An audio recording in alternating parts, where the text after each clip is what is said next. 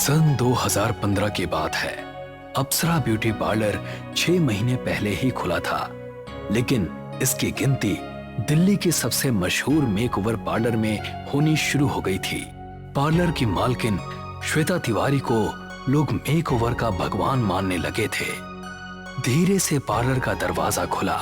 श्वेता ने देखा कि एक सांवली लड़की, जिसके चेहरे पर काफी पिंपल्स हैं, अंदर आ रही है। वेलकम डियर, क्या नाम है आपका? मेरा नाम निशा है। तुम्हारी स्किन का तो बहुत बुरा हाल है, लेकिन तुम अब फिक्र मत करना। मैं तुमको इतना खूबसूरत बना दूंगी कि जितने लड़कों ने भी आज तक रिजेक्ट किया होगा वो सारे तुम्हारे कदमों में होंगे। इसीलिए तो मैं आपके पास आई हूँ। पैसे चाहे जितने लगे मैं आपको ज्यादा ही दूंगी, लेकिन प्लीज मुझे इस बदसूरती से निजात दिला दीजिए। हो जाएगा, सब हो जाएगा। बस 1 महीने का ट्रीटमेंट है। तुम कल शाम 5 बजे के बाद यहाँ आ जाना, ठीक है? हाँ ठीक है मैम। अगले दिन निशा पार्लर पहुंची। Close your eyes my dear. Nisha ने जैसे ही आंखें बंद की तो उसने निशा की आंखों पर कुकुम्बर के स्लाइस रख दिए। फिर उसने चेयर को पकड़ा, एक कमरे में ले गई। निशा, अपनी आंखें मत खोलना, वरना आंखों में जलन होने लगेगी। And don't ask any type of question. Nisha अब चुप ही रही। श्वेता ने फ्रिज खोला और उसके अंदर से एक जार निकाला। लिक्विड के अंदर एक मेकअप ब्रश डुबोया और उसके बाद उस लिक्विड को उसने निशा के फेस पर लगाना शुरू कर दिया। कुछ ही मिनटों में निशा का पूरा चेहरा खून सा लाल हो चुका था और श्वेता के चेहरे पर रहस्यमयी मुस्कान छलक आई। अभी आधे घंटे के लिए तुमको ऐसा ही रहना पड़ेगा। चाहो तो सो भी सकती हो, लेकिन आंखें बिल्कुल नहीं खोलना। Okay ma'am. श्वेता वहां से चली गई और उस कमरे में निशा बिल्कुल अकेली थी। निशा को इतनी देर आंखें बंद करने से नींद आ चुकी थी।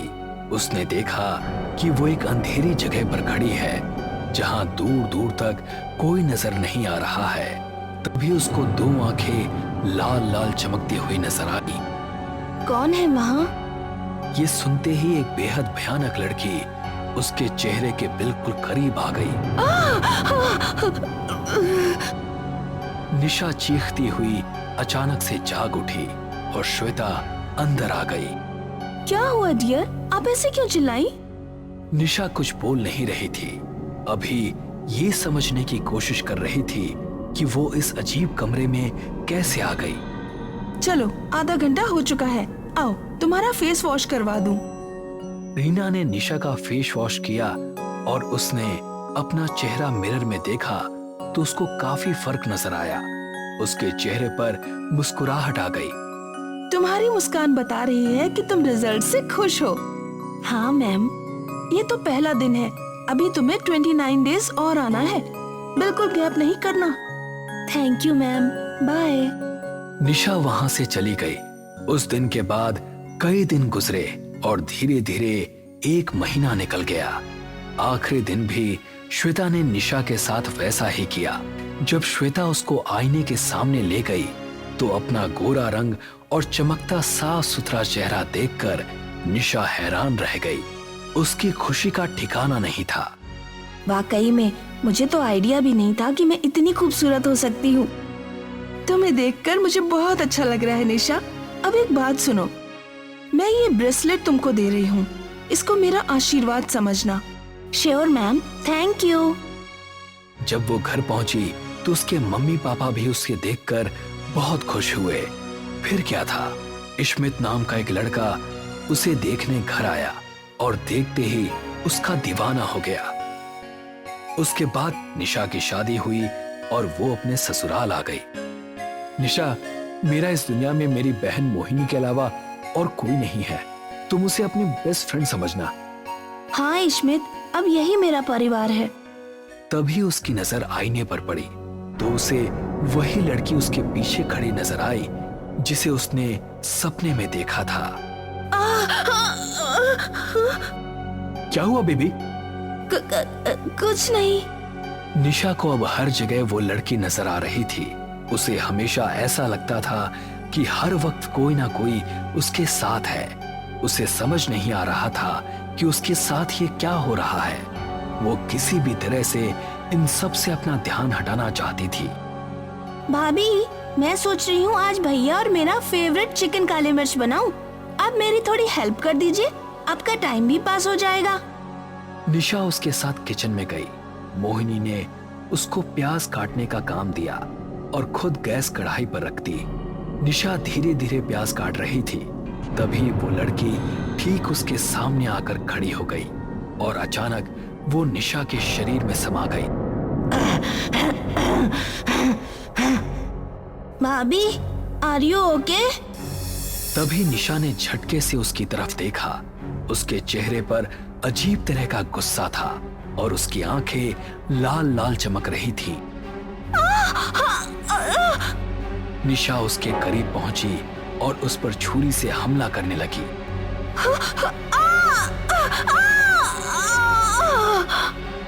एक कट उसके हाथ पर लगा और दूसरा उसके कंधे पर। मोहिनी अपने हाथ को पकड़े हुए वहां से भाग निकली।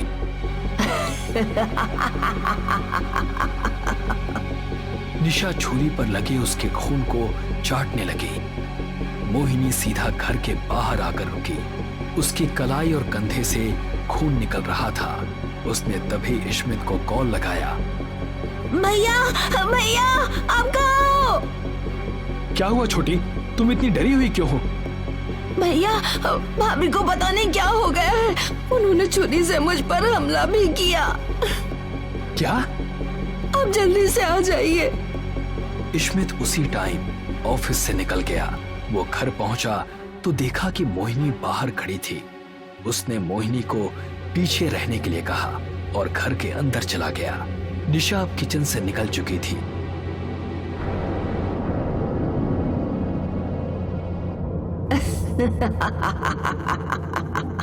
इस्मित डार्लिंग, आओ ना यहाँ। निशा, ये क्या हो गया है तुम्हें? अभी बताती हूँ। ऐसा कहकर वो तेजी से उसकी तरफ भागी। इश्मित ने धड़ाम से दरवाजा बंद कर दिया। उसी रात ठीक 12 बजे घर के पीछे साफ मैदान में एक तांत्रिक बैठा था और निशा एक गोल घेरे के अंदर थी। कौन है तू? क्या चाहती है इस लड़की से?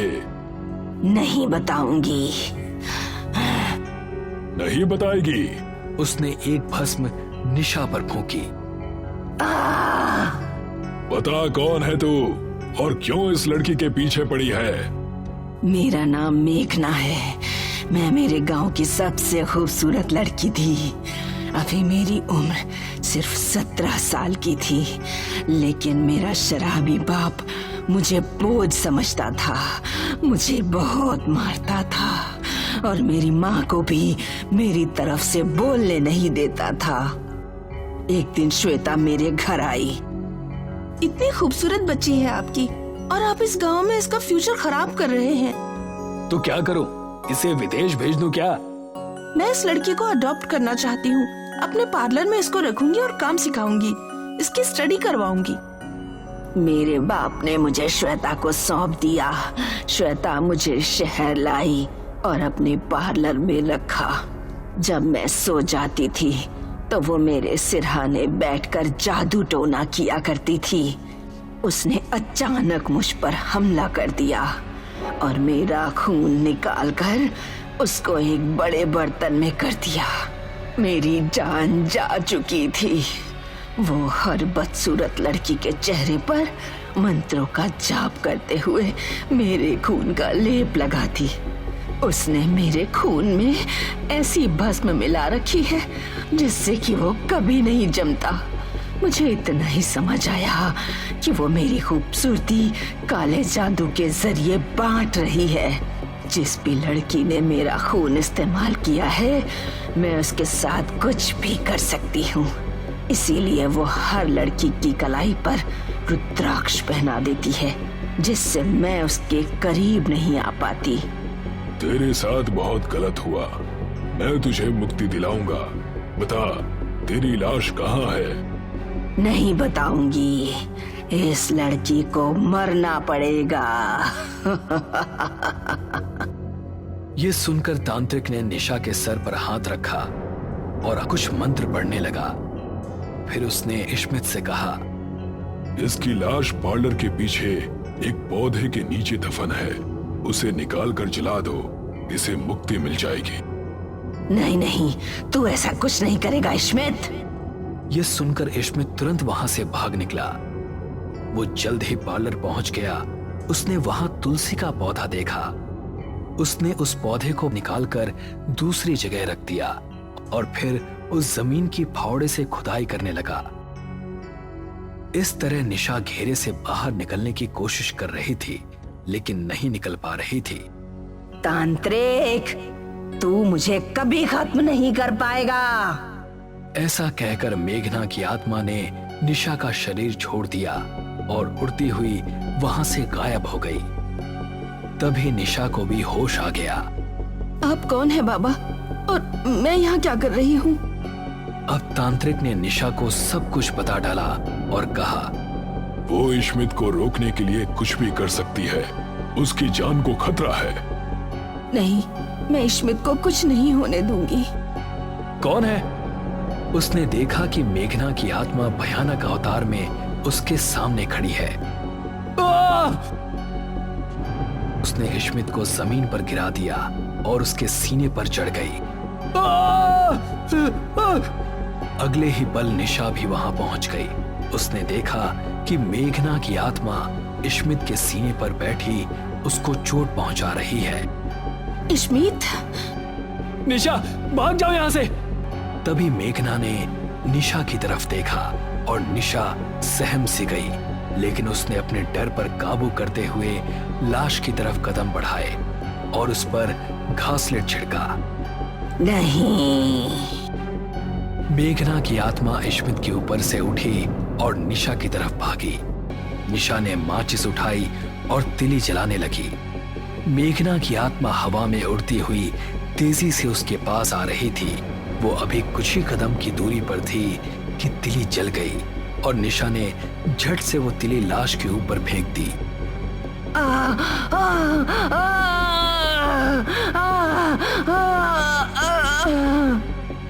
ऐसा करते ही मेघना का अस्तित्व खत्म होने लगा। एक ही मिनट के अंदर मेघना की आत्मा धुआं बनकर हवा में गायब हो गई। शांतिपुर नाम के एक कस्बे में मीरा नाम की एक लड़की रहती थी। मीरा का आधा चेहरा जला हुआ था, इसलिए वो हमेशा आधे चेहरे को छुपाकर घर से बाहर निकलती थी। अरे वो देख, अधजली मीरा मंदिर जा रही है अपने राधे श्याम की पूजा करने। इसका पूरा चेहरा कभी ना कभी तो मैं देख कर ही रहूंगा। ये शबाना ब्यूटी पार्लर जाती है। शबाना ब्यूटी पार्लर वालों से पता करना पड़ेगा कि इसका चेहरा कैसा है। राहुल और प्रदीप धनी व्यापारियों के बेटे थे। वे अक्सर मीरा को तंग किया करते। मीरा उनकी बातों पर ध्यान नहीं देती और चुपचाप अपने रास्ते चली जाती। माँ, मैं कॉलेज जा रही हूँ। शाम को 3 से 6 शिफ्ट में मेरा एग्जाम है।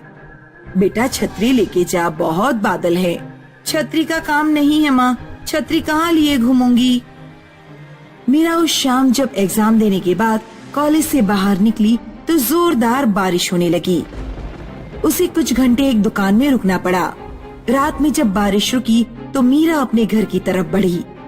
सड़कों पर पानी भरा हुआ था, इसलिए सड़कें सुनसान थीं। अचानक मीरा को किसी ने छोटा सा पत्थर फेंक कर मारा। कौन है वहाँ? मीरा तेजी से आगे बढ़ने लगी।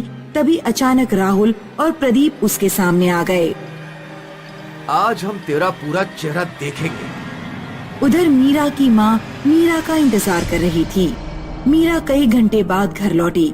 उसका चेहरा बिल्कुल उतरा हुआ था। क्या हुआ बेटी, इतनी देर कैसे हो गई? मीरा कुछ नहीं बोली और चुपचाप अपने कमरे में चली गई। उधर राहुल और प्रदीप देर रात अपने घर पर शराब पी रहे थे। ऐसा भयानक चेहरा मैंने कभी नहीं देखा, भविष्य में भी नहीं देखेगा। तभी अचानक किसी ने दरवाजा खटखटाया। अब इतनी रात में कौन आ गया? राहुल दरवाजा खोलता है, लेकिन दरवाजे पर कोई नहीं था।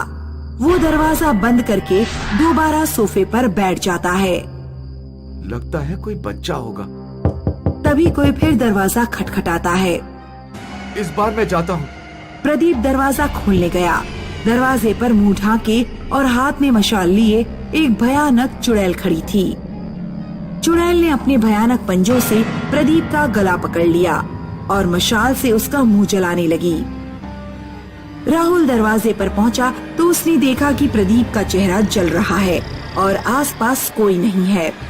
कौन था? किसने तेरे आग लगाई? पता नहीं, शायद कोई चुड़ैल थी। अब जल्दी से मुझे हॉस्पिटल लेकर चल, मेरा चेहरा जला जा रहा है। राहुल कार निकालता है और प्रदीप को हॉस्पिटल लेकर जाता है। राहुल ने देखा कि सड़क पर कोई औरत लेटी हुई है। अरे कौन लेटा है?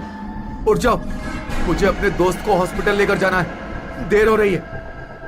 लेटी हुई औरत पर कोई असर नहीं होता। राहुल गाड़ी से उतरता है और औरत के पास जाता है। तभी रोड के दोनों तरफ से 4 भूतनियां आती हैं। चारों भूतनियां औरत की साड़ी में आग लगा देती हैं। औरत राहुल के पीछे भागती है। अरे मेरे पीछे क्यों पड़ी हो? मुझे छोड़कर कहाँ जा रहा है राहुल? राहुल भागता हुआ जाता है और एक पेड़ के पीछे छुप जाता है। तभी ऊपर से अचानक एक भयानक चेहरा उसके सामने लटकता है। भूतनी राहुल के बाल पकड़ती है और उसका चेहरा जला देती है। अरे मर गया रे, मर गया। राहुल कार की तरफ भागता है और तेजी से कार ड्राइव करते हुए चला जाता है। अगले दिन प्रदीप के पिता हॉस्पिटल में पहुंचते हैं। तुम दोनों के चेहरे को किसने जलाया? मैं कुछ पूछ रहा हूँ, मुंह में जबान नहीं है क्या? किसने किया तुम्हारा यह हाल? कुछ समझ में नहीं आ रहा है पापा। हमने कल मीरा का चेहरा देखने की कोशिश की थी, उसके बाद से न जाने कौन हमारे पीछे पड़ गया है। प्रदीप के पिता मीरा के घर पहुंचते हैं। तुम्हारी बेटी ने मेरे बेटे और इसके दोस्त का चेहरा जलाया है। मैंने ऐसा कुछ नहीं किया। उस रात जब मैं कॉलेज से लौट रही थी तो राहुल और प्रदीप ने जबरदस्ती मेरा चेहरा देखने की कोशिश की। वे मेरा दुपट्टा छीनने लगे। तभी मैंने खुद ही अपने चेहरे से दुपट्टा हटा दिया और उन्हें अपना चेहरा दिखा दिया। मैं जैसी हूँ वैसी हूँ, मुझे खुद को लेकर कोई अफसोस नहीं। अगर तुमने ये नहीं किया तो फिर उनके चेहरे किसने जलाए? मैं नहीं जानती। प्रदीप के पिता एक तांत्रिक को बुलाते हैं और उन्हें राहुल और प्रदीप के पास लेकर जाते हैं। कोई आत्मा इन दोनों का पीछा कर रही है, सावधान रहना होगा। राहुल और दीपक की हॉस्पिटल से छुट्टी हो जाती है और वे दोनों अपने अपने घर चले जाते हैं। प्रदीप घर जाते ही सो गया। रात के 2 बजे उसकी आंख खुली। उसके बिस्तर के चारों ओर 4 चुड़ैल हाथ में मशाल लिए और मुंह ढाके खड़ी थीं। चुड़ैलों ने प्रदीप के बिस्तर पर आग लगा दी। मुझे मत मारो, मुझे मत मारो।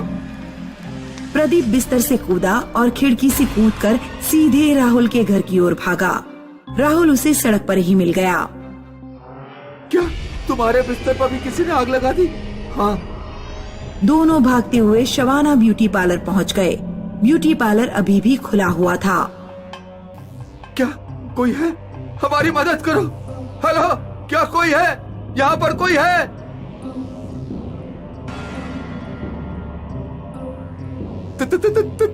तुम कौन हो? मैं वैशाली हूँ। 50 सालों से मेरी आत्मा इस कस्बे में भटक रही है। मैं भी मीरा की तरह आधी जली हुई थी। उस समय ये कस्बा गांव था। एक दिन जब मैं रास्ते से गुजर रही थी तो तुम्हारे जैसे कुछ छिछोरों ने मेरा चेहरा जबरदस्ती देखने की कोशिश की और जब मैंने चेहरा नहीं दिखाया तो उन्होंने मुझे उठाकर कुएं में फेंक दिया। मुझे तैरना नहीं आता था और मैं डूबकर मर गई। भूतनी ब्यूटी पार्लर का दरवाजा बाहर से बंद कर देती है और ब्यूटी पार्लर में आग लगा देती है। राहुल और प्रदीप अंदर चिल्लाते रह जाते हैं, बचाओ, बचाओ।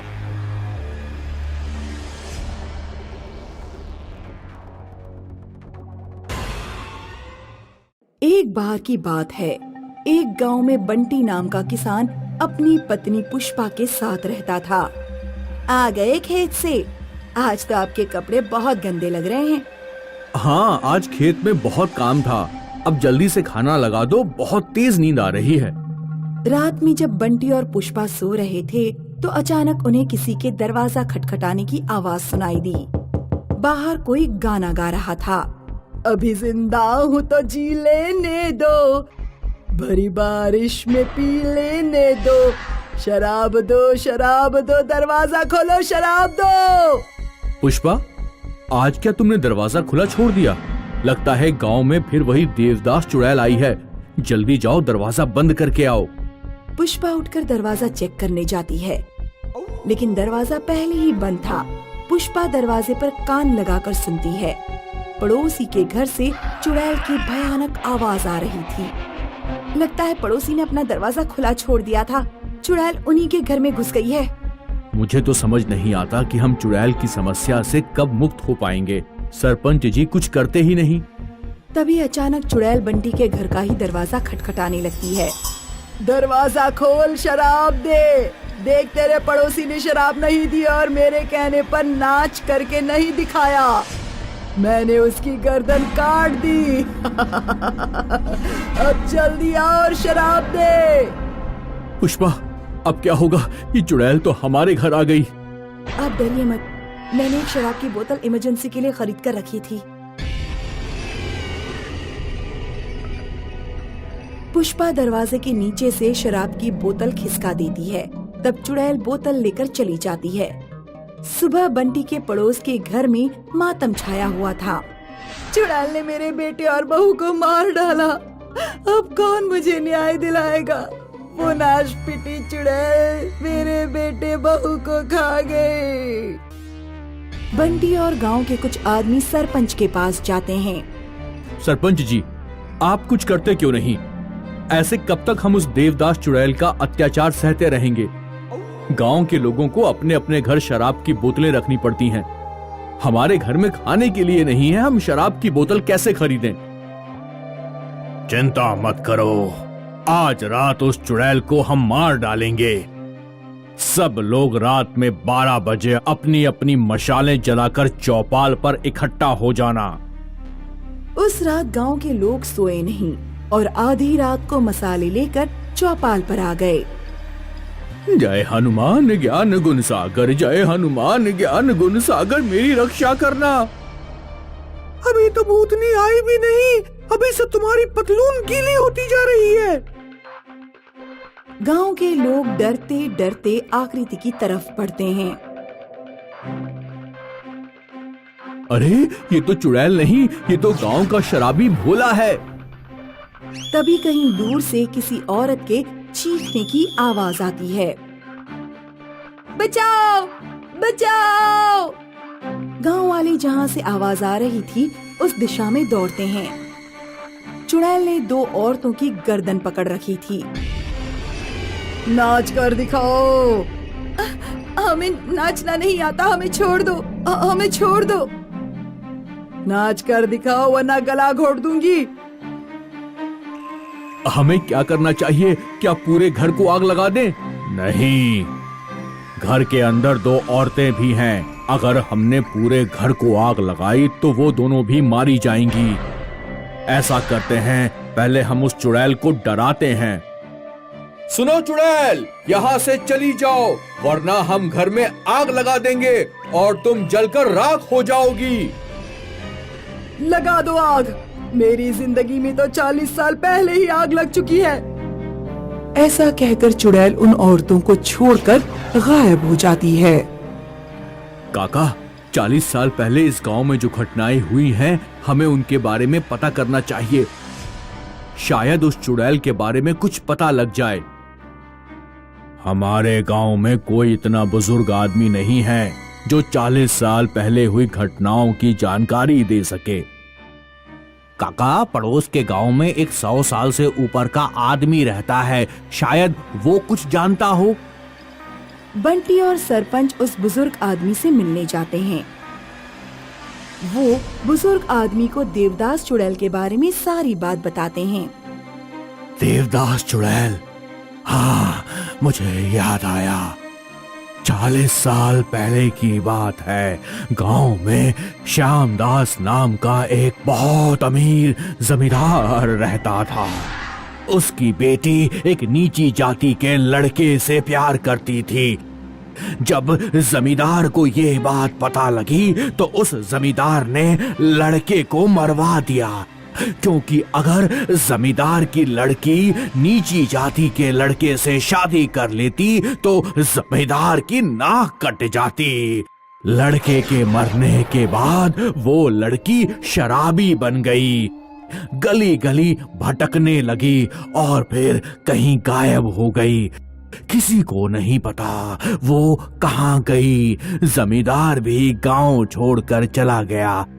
मुझे लगता है ये उसी लड़की की आत्मा है जो चुड़ैल बनकर तुम लोगों को परेशान कर रही है। वो चुड़ैल प्रेम की भूखी है, उससे प्यार से बात करो। काका, आज रात मैं अकेले ही चुड़ैल से बात करूंगा। हालांकि मुझे डर लग रहा है, लेकिन फिर भी मैं ये काम करूंगा। बंटी उस रात अकेला ही चौपाल पर बैठा रहा। फिर चुड़ैल उसके पास आई। मैं तुमसे नहीं डरता। मुझे तुम्हारे बारे में सब कुछ पता लग गया है। तुम्हारे साथ जो कुछ भी हुआ उसका मुझे बहुत अफसोस है, लेकिन उसके लिए हम गांव वालों को परेशान मत करो। गांव में कोई भी लड़का या लड़की किसी से भी प्रेम करेगा तो हम उनकी शादी कराएंगे। हम अपने गांव में जाति भेद भी नहीं रहने देंगे। अगर दो लोग आपस में प्रेम करते होंगे तो उनकी जाति देखे बिना उनकी शादी कराई जाएगी। काश 40 साल पहले भी लोग इतने ही समझदार होते तो मुझे चुड़ैल बनकर इस तरह भटकना नहीं पड़ता। तुम एक अच्छे इंसान लगते हो। मैं तुम पर भरोसा करके इस गांव से जा रही हूँ। ध्यान रखना, जैसी मेरी हालत हुई है वैसी किसी और की ना हो। ऐसा कहकर चुड़ैल गांव से हमेशा के लिए गायब हो जाती है।